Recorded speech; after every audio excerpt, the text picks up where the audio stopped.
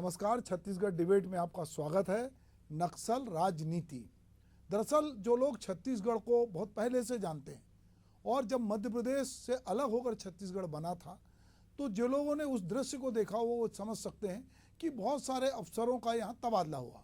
और जब तबादला हुआ तो वो बहुत डरे हुए थे कि जो नक्सली हैं वो कहीं रायपुर एयरपोर्ट पे ही उनको ना पकड़ लें। तो बहुत सारे लोग जो मध्य प्रदेश के छत्तीसगढ़ से वाकिफ नहीं थे, छत्तीसगढ़ एक तरह का काला पानी था और छत्तीसगढ़ का जब भी नाम आता था और ख़ास करके बस्तर का, तो नक्सली हिंसा के लिए आता था। और जो लोग मध्य प्रदेश से छत्तीसगढ़ बंटवारे में आए थे, उनके मन में ये बड़ा खौफ था कि रायपुर से बाहर निकलते ही नक्सली पकड़ लेंगे। धीरे धीरे धीरे धीरे राज्य जब अपने रफ्तार पे गया, तो जो नक्सली समस्या विरासत में मिली थी उस पर काबू पाने के लिए चाहे अजीत जोगी की सरकार हो, चाहे डॉक्टर रमन सिंह की सरकार हो, चाहे उसके बाद भूपेश बघेल की सरकार हो, सभी सरकारों ने केंद्र शासन के साथ मिलकर बहुत सारी कोशिशें की। उसमें सलवा जुलूम भी आया, उसमें बहुत सारे लोगों की शहादत भी हुई, पुनर्वास की नीति भी आई और लगातार ये कोशिशें हुई कि नक्सलवाद छत्तीसगढ़ से खत्म हो। पर चूंकि अगर छत्तीसगढ़ की समस्या होती तो ये खत्म हो जाती। छत्तीसगढ़ के सराउंडिंग में जितने राज्य हैं जो जंगल से जुड़े हुए हैं, नक्सली इधर से उधर हो जाते हैं। पर हम ये देखते हैं कि छत्तीसगढ़ की राजनीति में नक्सलवाद जैसे धान है वैसे नक्सली समस्या है। दोनों को लेकर राजनीतिक दल हमेशा गहमा गहमी में रहते हैं और नक्सली समस्या को लेकर जो है वो बहुत बार जब भी कोई घटना होती है तो बहुत सारे बयान आते हैं। तो हम ये कह सकते हैं कि छत्तीसगढ़ में नक्सली समस्या सुरसा के मुंह की तरह जो है मुंह बाए खड़ी है। उसके समाधान की दिशा में जब जब थोड़ी बहुत कोशिशें हुई, तब तब जो है कहीं ना कहीं कोई कदम बढ़ाया गया तो समस्या ऐसा लगा कि और बढ़ गई। जब झीरम में नक्सलवादियों ने पूरी कांग्रेस का सफाया लगभग से कर दिया, तब भी लगा था कि शायद अब कोई बड़ा कदम उठेगा। पर हम देखते हैं कि चाहे भाजपा हो चाहे कांग्रेस, नक्सली का समस्या समाधान करने का दावा तो सब करते हैं, लेकिन ठोस नीति कभी नहीं बन पाई। दोनों ही दलों के बीच नीति से अधिक राजनीति हावी रही। नक्सली हिंसा का शिकार दोनों ही दलों के नेता हुए। इसके बावजूद भाजपा सरकार ने नीति बनाई तो कांग्रेस और कांग्रेस सरकार की नीति पर भाजपा संदेह करती रही। नक्सली समस्या के समाधान में दूसरी बड़ी बाधा लाल फीताशाही भी है। प्रदेश में दोबारा भाजपा सरकार बनने के बाद से सुरक्षा बल के जवान नक्सलियों के विरुद्ध ताबड़तोड़ कार्रवाई कर रहे हैं। इसके कारण नक्सली सिर नहीं उठा पा रहे हैं। 5 दशक में यह पहला मौका है जब गर्मियों में नक्सली कोई बड़ी वारदात अभी तक नहीं कर पाए। बैकफुट पर आए नक्सली पहली बार पत्र जारी कर सरकार से बिना शर्त बातचीत करने को राजी हुए हैं। सुरक्षा बल के एक्शन के बीच पीसीसी अध्यक्ष दीपक वैद ने सरकार की पुनर्वास नीति और नक्सल नीति को लेकर भाजपा सरकार पे निशाना साधा है। साथ ही सरकार से नक्सल की जो है नीति स्पष्ट करने को कहा है। उधर गृह मंत्री विजय शर्मा ने कांग्रेस अध्यक्ष दीपक वैद से अनुरोध किया है कि नक्सल उन्मूलन के लिए आगे बढ़कर आए, बताएं कि हमको क्या करना चाहिए। पीड़ित पुनर्वास नीति सबकी जिम्मेदारी है। ये बात सही है कि जब भी हमारे देश में किसी भी तरह का पुनर्वास हुआ, विस्थापन हुआ, तो उसके लिए कोई एक ठोस नीति होनी चाहिए कि लोग उसके लिए बढ़कर आगे आए। नक्सलियों को बहुत जगह पुलिस में भी रखा गया है, कई जगह कैंप में रखा गया है। उनके बच्चे रायपुर में भी रहते हैं और उनके लिए अलग अलग तरह की संस्थाएं भी काम करती हैं। पर ठोस रूप में ये किस तरह की नीति होगी? अगर छत्तीसगढ़ की गवर्नमेंट इसके लिए कोई अच्छी नीति लेके आती है, जिसकी कि अभी घोषणा हुई है, तो वो नीति कैसे होगी उस पर बाकी राज्य भी नज़र रखेंगे कि क्या वो अपने राज्य में इस तरह की नीतियों को लागू कर सकते हैं। तो चलिए इस मामले पर नेतागण क्या कहते हैं, जरा उनकी प्रतिक्रिया को भी हम लोग सुन लेते हैं। पीड़ित पुनर्वास नीति का मामला अलग है, उसको वो सबकी जिम्मेवारी है। सरकार के साथ साथ समाज भी उस पर काम करे, ऐसी कोशिश करेंगे। मैंने फंड रेज हो, समाज का हो, उनसे मुलाकात करके उनकी सहायता करने वाले समाज वाले हों, सारे समाज के ऊपर भी एक विषय ये हो। और नक्सलियों के पुनर्वास की चिंता निसंदेह सरकार को ही करनी होगी और उसके लिए तो हम लोगों ने अभी जाकर के सभी लोगों से चर्चा करके जो अंदर जाते हैं रिपोर्टिंग करने के लिए, उनके हाथ में भी वो विषय दे करके, जिसमें ईमेल आईडी है, जिसमें आपका गूगल फॉर्म है और रिटर्न फॉर्म भी है। नक्सली जो चाहते हैं पुनर्वास, जिनको आत्मसमर्पण करना है, पुनर्वास करना है, वो स्वयं ही पुनर्वास की नीति में क्या चाहते हैं वो वही बता दें। जो पुनर्वास नीति के तहत हमारी सरकार घर बना के दी, दंतेवाड़ा जैसा, बीजापुर, सुकमा जैसा जगहों में सरेंडर नक्सलियों को ट्रैक्टर तक दिए, उनके परिवारों को बहुत सारे जगह उनको रोजगार दिए। मतलब हमारी सरकार में बेहतर पुनर्वास नीति था। इसी वजह से कि गांव से लोग सौपुर्द आकर सरेंडर करते थे, ना कि कोई फर्जी सरेंडर, सौपुर्द आके सरेंडर करते थे। इसी का नतीजा है कि हमारी सरकार में, कांग्रेस की सरकार में 5 साल सरकार चलाने के बाद भी एक भी उंगली नहीं उठी। लेकिन आज भारतीय जनता पार्टी की 5 महीने की सरकार में क्यों उंगली उठ रही है? पुनर्वास नीति पे इस सरकार में स्पष्ट नहीं है। पहले नक्सल नीति स्पष्ट करे, फिर पुनर्वास नीति पे बात करें। नक्सल नीति स्पष्ट नहीं है। कभी गृह मंत्री बोलते कि मुख्यमंत्री से बात करना पड़ेगा, अधिकारियों से बात करना पड़ेगा। मतलब आप कुल मिलाकर छत्तीसगढ़ के और बस्तर की जनता को गुमराह करने का काम कर रहे हो। तो क्या छत्तीसगढ़ की जनता गुमराह हो रही है? क्या नक्सली वाकई में जो उन तक अंदरूनी क्षेत्र तक पहुंच रहे हैं उनको वो फॉर्म भर के देंगे? क्या वो ईमेल करेंगे? और नक्सली क्या ये भी पूछेंगे कि उन्हीं से पूछा जा रहा है कि आप बताओ कि किस तरह की नीति चाहते हो, किस तरह का पुनर्वास चाहते हो? तो एक पहल सरकार की ओर से। अब इस पहल को लेकर तरह तरह के सवाल उठ रहे हैं। तो ये किस तरह के सवाल हैं? तो सबसे पहले हम के एस चौहान जी जो बीजेपी के प्रवक्ता हैं, मैं उनका स्वागत करता हूं। सत्य प्रकाश जी हैं कांग्रेस के प्रवक्ता, उनका भी स्वागत है। और मेरे सहयोगी सिकंदर हैं, उनका भी स्वागत है। तो सबसे पहले चौहान जी कि ये तो तय है कि छत्तीसगढ़ में नक्सली समस्या है, पर ये छत्तीसगढ़ की अकेली नहीं है। क्योंकि ये जो है नक्सली कभी आंध्र में चले जाते हैं, कभी महाराष्ट्र में, अगर हम देखते हैं कि पड़ोसी राज्य में चले जाते हैं, उड़ीसा में चले जाते हैं और ये पेरीफेरी में मूवमेंट करते हैं। पर चूंकि छत्तीसगढ़ में जब वारदात करते हैं और छत्तीसगढ़ में ये घटना होती है तो छत्तीसगढ़ की पहचान जो है वो नक्सल के नाम से बनी थी, जो धीरे धीरे कम हो रही है। पर अभी एक पुनर्वास की नीति आई है। जैसा कि अभी दीपक बैज कह रहे थे कि कांग्रेस ने भी पुनर्वास की नीति लाई थी, लोगों को मकान बना के दिया, ट्रैक्टर दिया, लोगों को पुनर्वास की कोशिश की। अभी आप भी इस दिशा में काम कर रहे हैं। तो ये दोनों की नीति, चूंकि बनाने वाले, देखिए नीति कौन बनाता है? अफसरशाही ज़्यादातर नीति बनाते हैं, नेता उसमें एक अहम भूमिका निभाते हैं कि वो नीति में कुछ जो संशोधन करना होता है, चूँकि जनता के बीच जाते हैं तो वो जानते हैं कि ये कितनी लोकप्रिय होगी, इसको लोग स्वीकार करेंगे कि नहीं करेंगे। तो नेता उसमें एक थोड़ा बहुत कैटलिसिस का काम करता है, पर बनाती वो ब्यूरोक्रेसी है। ब्यूरोक्रेसी अगर हम ये देखें कि 2000 से लेकर अभी 2024 आ रहा है, कुछ लोग रिटायर हुए होंगे, पर जो उसमें 24-25 साल के थे वो अभी 50-55 साल के हैं, तो अफसर बहुत सारे वही। तो ये नीति बनाने वाले अधिकांश लोग वो हैं। तो ये दोनों नीतियों में ऐसा क्या है जिसको लेकर दीपक बैज कह रहे हैं कि आप अपनी नीति स्पष्ट करो, आप बताओ कि आप क्या चाहते हो?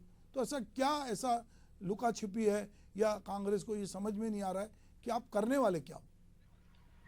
जी मिश्रा जी, जी सबसे पहली बात तो ये है कि नक्सली जो समस्या है वो राजनीतिक समस्या नहीं है, हमारे छत्तीसगढ़ की समस्या है। वो प्रांतीय ये समस्या है और जिसको शनि शनि, मैं ये नहीं बोलता हूं कि कोई भी सरकार कोई भी आई तो इसमें काम नहीं किया, किसी ने ज्यादा किया, किसी ने कम किया। और जो सरकारी तंत्र होते हैं, आप भी बहुत अच्छे से जानते हैं कि सरकारी तंत्र जो शासन कर रहा है, जो अभी मतलब जिसकी सत्तारूढ़ पार्टी है, उसके हिसाब से ही चलते हैं। भले वो अपनी स्पीड ज्यादा कर देते हैं या कम कर देते हैं, या उनके हिसाब से सोचने लग जाते हैं। पिछली बार जब जो नक्सलियों ने सरेंडर किया था, उसमें सबसे ज्यादा जो तादाद थी वो लोन वर्राटू अभियान के तहत जो पैसा दिया गया था, जो हथियारबंद नक्सलियों को पैसा दिया गया था 2-2, 2.5 लाख रुपए, उसके कारण हुआ था। और लोन वर्राटू अभियान के तहत पूरा का पूरा पैसा जो दिया गया था वो केंद्र सरकार के द्वारा दिया गया था। यहां पर जिस हिसाब से राज्य सरकार को पैसा खर्च करना चाहिए था, जो उन्होंने नहीं दिया, जो उन्होंने कैंप बनाने की बात कही थी, वो अभी तक कैंप 50-50 कैंप बनाने की बात बोली थी, नहीं बने। 80 पुलिया बनाने की बात कही थी, नहीं बने। 257 सड़क बनाने की बात कही थी, नहीं बनी। दूसरी बात ये वो बन जाती, लेकिन फंड नहीं आया। फंड की वजह से सभी चीजें रुकी। लोन वर्राटू अभियान के तहत ही ये किया गया। दूसरी बात, आज दीपक बैज जी, ये क्या होता है कि जब हम कन्विंस नहीं कर पाते हैं ना, तो हम कंफ्यूज कर देते हैं, और वही दीपक बैज जी कर रहे हैं। आज वो खुद कंफ्यूज्ड हैं, इस वजह से कन्विंस नहीं कर पा रहे हैं। आज आप खुद बताइए, आपने खुद ही अपने डिस्क्रिप्शन में बोला कि अभी ये जो ग्रीष्मकालीन है और उसमें वारदातें नहीं के बराबर हुई है, नहीं हुई है वारदातें। तो ये क्या हमारी भारतीय जनता पार्टी की ये ये सिस्टम और जो नीतियां हैं वो उसका परिणाम नहीं है? ये पहले क्यों नहीं होता था? ये पहले इसलिए नहीं होता था कि एक तो फंड की कमी हो जाती थी, दूसरा इनका जो मतलब सकारात्मक रवैया अपनाया जाता था। इन्होंने ये अभी भी बोलते हैं कि नक्सलियों को शहीद बोलते हैं, ये अभी भी बोलते हैं कि क्या बोलते हैं, बेकसूर बोलते हैं। उनको बेकसूर बोलते हैं, लकी कुंजाम को बेकसूर बोलते हैं, जिनके ऊपर 302, 307 के प्रकरण दर्ज हैं। उनको बोलते हैं, सुनीता कुंजाम को बोलते हैं, चैतू कुंजाम को बोलते हैं, जिसके पास 7 प्रकरण और 6 प्रकरण, 302 और 307 के प्रकरण और कई और दूसरे प्रकरण हैं। उनको ये बोलते हैं निर्दोष है, और उनको भी बोलते हैं कि ये फर्जी एनकाउंटर है। अरे फर्जी एनकाउंटर है, उसके बाद जब पुष्टि होती है खुद नक्सलियों के द्वारा, तो इनके खुद के जो सबसे बड़े नेता हैं भूपेश बघेल, उसके पहले फर्जी बोलते हैं, और उसके बाद जब नक्सलियों की पुष्टि होती है उसके बाद वो उसकी पुष्टि करते हैं। और ये क्यों होता है? ये एक कांग्रेसी मानसिकता की कोई भी काम अगर सरकार कर रही है तो उसका विरोध करना है। सबसे मेन बात ये है, आप ये मत सोचिए कि ये राजनीतिक समस्या नहीं है, जैसे मैंने पहले बोला। इनको हम सबको लेके सबको मिलके ही इसको खत्म करना है, इसको खत्म, और ये सबके मिला जुला ही प्रयास होना चाहिए, तब हम इससे निजात पा पाएंगे। मैंने जैसे पहले भी बोला कि सभी सरकारें अपने अपने हिसाब से काम करती हैं, कुछ ज्यादा करती हैं, कुछ कम करती हैं।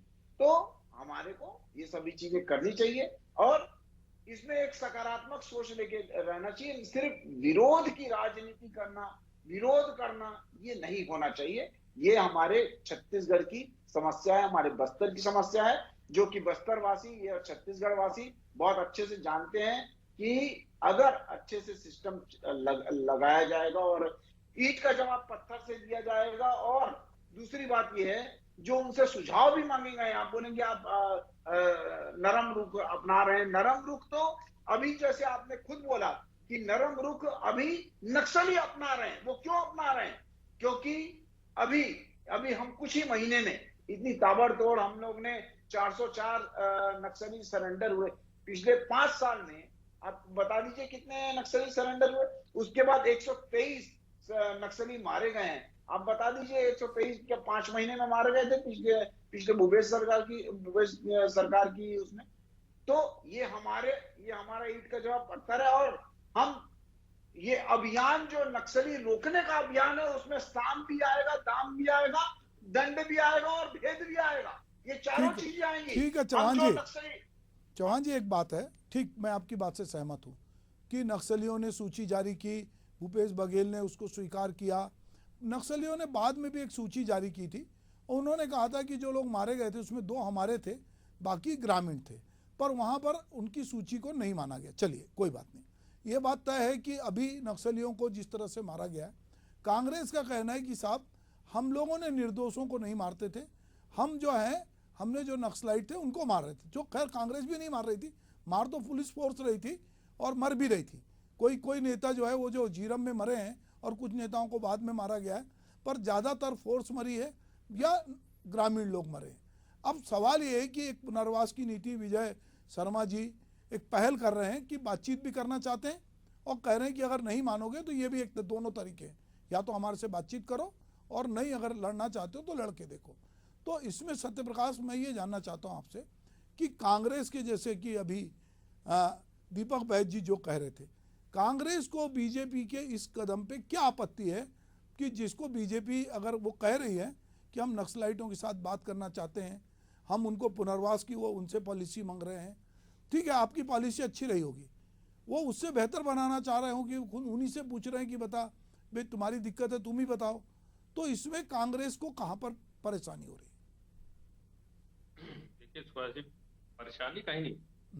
हमारी पार्टी, हमारे नेता वो तो साफ बोल रहे हैं कि आप ठोस नीति लेके आइए, ठोस नीति लेके आइए, इसको नक्सलवाद को जड़ से उखाड़ने के लिए नीति लेके आए तो हम आपके साथ हैं।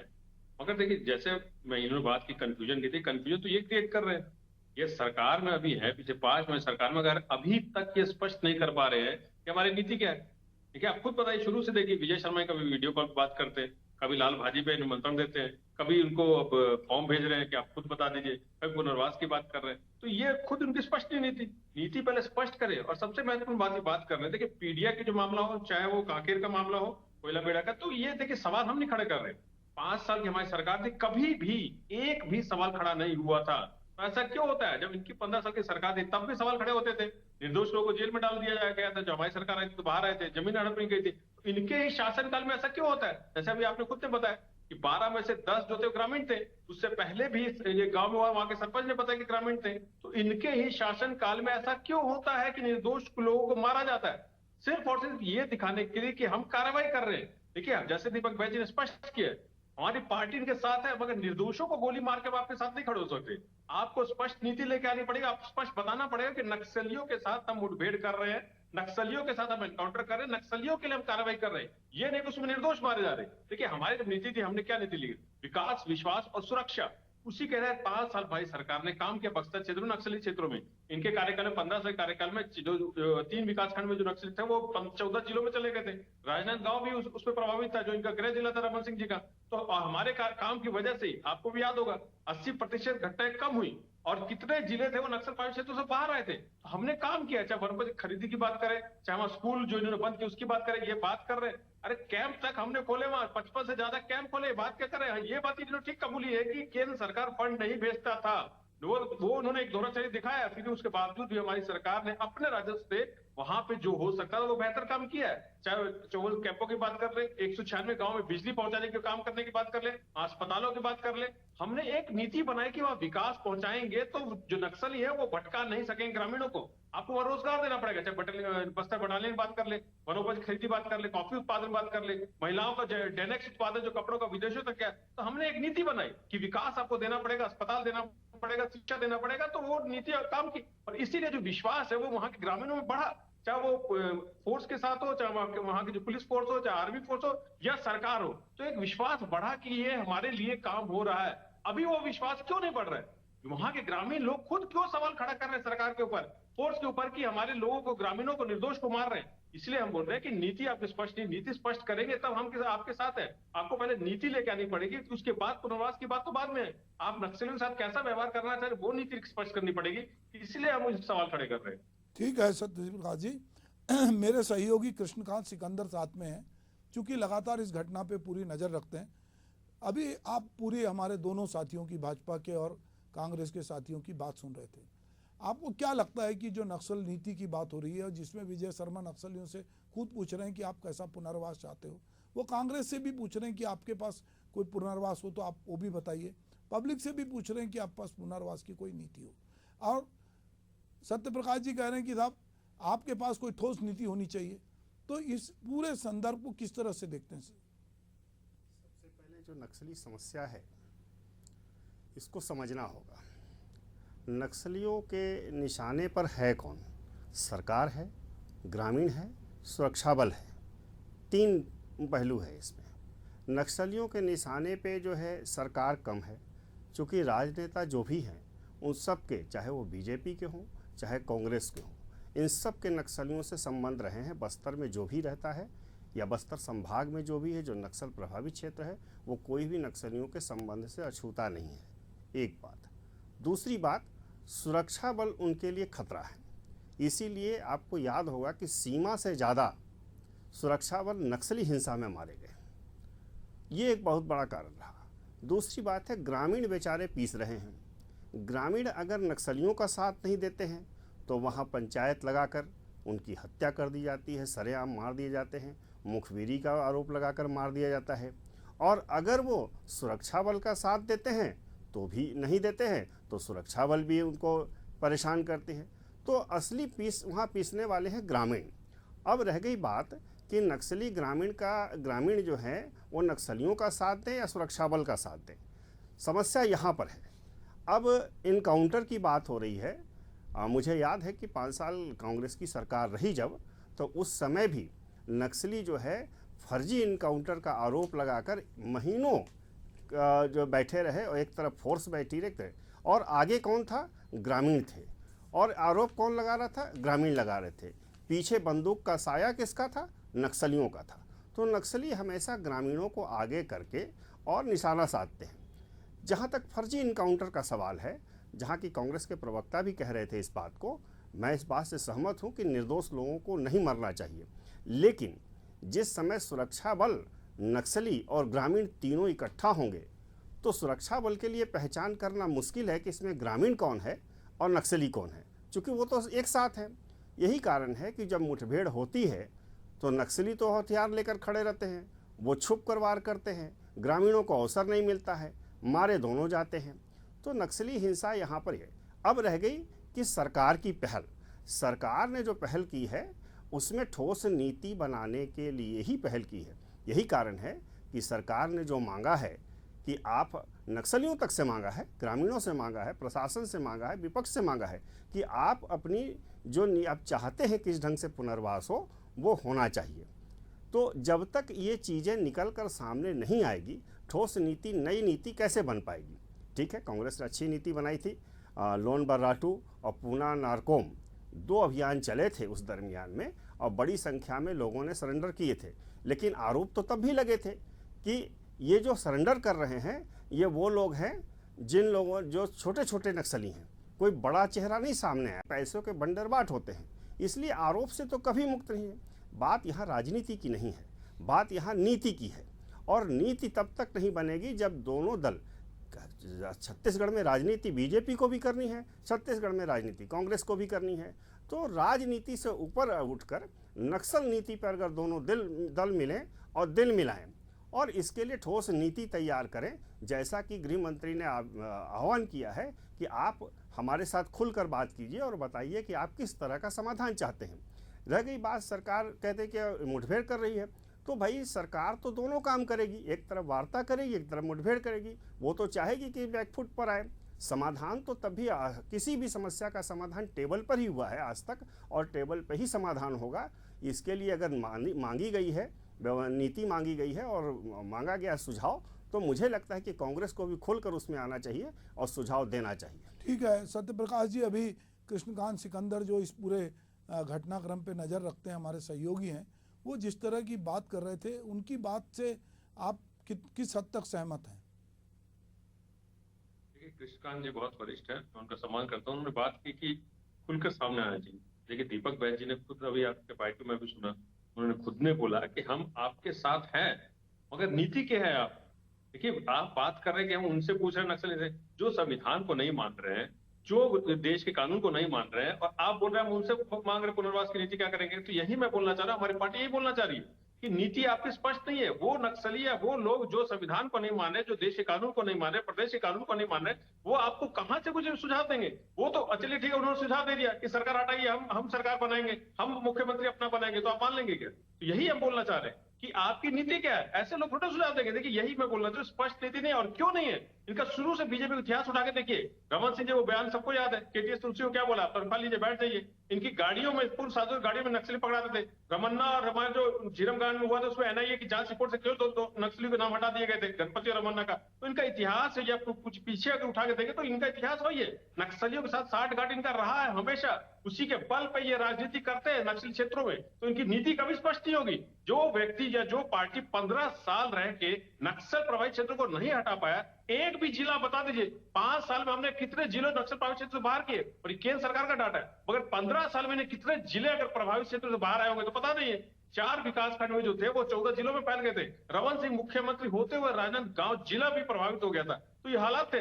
जो 15 साल में नहीं कर पाए वो क्या करेंगे 4 महीने या 5 साल में देते हैं इनको। तो इसीलिए मैं बोल रहा हूँ कि इनकी नीति नहीं है, हम तो इनके साथ हैं, मगर आपको एक ठोस नीति, कठोर नीति ये लेके आनी पड़ेगी। जनता को, हमको छोड़ दीजिए, बस्तर के लोग जो नक्सल प्रभावित क्षेत्र है वहां की जनता को आपको बताना पड़ेगा, जो विश्वास जताना पड़ेगा, जो हमने जताया था, जनता ने भरोसा जताया था सरकार के ऊपर, वैसा आपको विश्वास जताना पड़ेगा, जगाना पड़ेगा कि सरकार आपके साथ है। अभी क्यों हर एनकाउंटर में गांव के लोग ही उंगली क्यों उठा रहे हैं, ये सबसे बड़ा प्रश्न चिन्ह है और सरकार को इस पे सोचना चाहिए और सरकार को इस पे जवाब देना चाहिए। मगर सरकार इस पे जवाब ना देगी तो गोल मोल घुमा रही है। इसलिए हम बोल रहे हैं आपके पास नीति नहीं है, नीति लेकर आइए तो हम भी आपके साथ है। जो है जैसा आप नीति लेके, कठोर नीति लेके हम आपके साथ खड़े, मगर स्पष्ट होनी चाहिए। जी, तो चौहान जी नीति ठोस होनी चाहिए, स्पष्ट होनी चाहिए और कांग्रेस कह रही फिर हम आपके साथ कंधे से कंधा मिला के खड़े होंगे। तो अब आप बताइए कि जो सत्यप्रकाश कह रहे हैं उसमें कितना दम है, या वो जो बात है वो कितनी सहमति की बात है?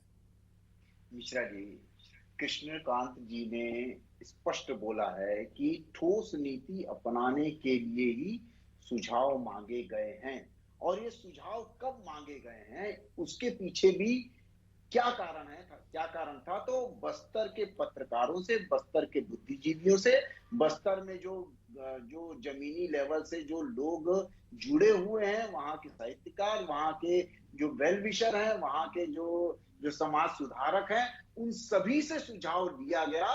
तो ये एक चीज ये भी आई कि आप नक्सलियों से भी वो सुझाव मांगे, ये तब हुआ है तय, क्योंकि वहां के लोगों से भी सुझाव मांगा गया। उन सुझाव में से निकल के आया कि नक्सलियों से भी सुझाव लेना चाहिए, और जब नक्सलियों से सुझाव लेना चाहिए ये बात आती है तो दीपक बैज जी बोलते हैं कि उनसे क्या सुझाव लेने की जरूरत है। वो और ये हमारा संविधान भी बोलता है, जो आप तो ये बोल दीजिए कि मुजरिम अगर कटघरे में खड़ा है तो उसकी बात ही ना सुनी जाए, मुजरिम अगर उसका बयान ही ना लिया जाए। क्यों? तो ये बोलते हैं कि सरकार चलाने के लिए भी वो नक्सलियों से पूछ ले। ये तो दीपक बैज जी का मतलब हास्यास्पद ये बयान था अभी 2 दिन पहले, और ये इनकी सोच है, सिर्फ और सिर्फ नकारात्मक चीजें, नकारात्मक सोच, नकारात्मक बोलना। किसी भी सॉल्यूशन में पहुंचने के लिए ये नकारात्मक चीजें नहीं चलती है। विपक्ष को अपना धर्म सकारात्मक रूप से निभाना चाहिए, नकारात्मक से रूप से नहीं। दूसरी बात यह है कि जैसे हम एन प्रकार हम इस चीज को खत्म करना चाहते हैं और हम इसको खत्म करके रहेंगे। आप खुद देख लीजिए कि हमारे गृह मंत्री श्री विजय शर्मा जी, हमारे मुख्यमंत्री, हमारी पूरी सरकार कैसे नक्सलवादियों के ऊपर टूट के पड़ चुकी है, और उनको सिर्फ ईंट का जवाब पत्थर से नहीं, हम समझा भी रहे, हम शांत भी कर दे रहे हैं, दाम भी दे रहे हैं और दंड भी देंगे और भेद भी करेंगे। हम सब करेंगे, बस्तर के लिए करेंगे, अपने छत्तीसगढ़ के लिए करेंगे। जो बस्तर शांति से रहना चाहता है, बस्तरवासी हमारे शांति से रहना चाहते हैं, वैसे ही करेंगे। इनके जैसे नहीं टारगेट किलिंग होती थी, पिछली बार टारगेट किलिंग हुई है इनकी भूपेश सरकार की तरफ से, और टारगेट किलिंग की जाती थी भारतीय जनता पार्टी के कार्यकर्ताओं के ऊपर। और हमारे चलिए, मैं समझता हूं कि ये जो बात है ये और बात आगे जाएगी। दरअसल बात यह है कि मुझे आप लोगों की बात जो पूरी लब्बो-लुबाब है सुन के एक शेर याद आया कि कर खुदी को बुलंद इतना कि खुदा बंदे से खुद पूछे कि बता तेरी रजा क्या है।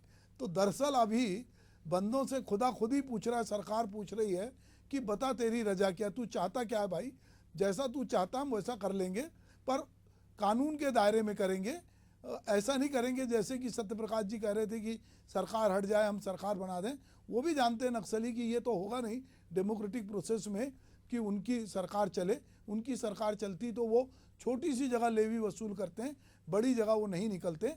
तो मुझे लगता है कि एक प्रोसेस है बातचीत का, इसमें निश्चित रूप से अगर साफ सुथरी पारदर्शी नीति दिखेगी कांग्रेस को, तो कांग्रेस जैसा कह रही है वो भी कंधे से कंधा मिला के नक्सली उन्मूलन में साथ खड़ी होगी, चूंकि ये प्रदेश की सबसे बड़ी समस्या है। आप मेरे साथ जुड़े, आपका बहुत बहुत धन्यवाद। नमस्कार।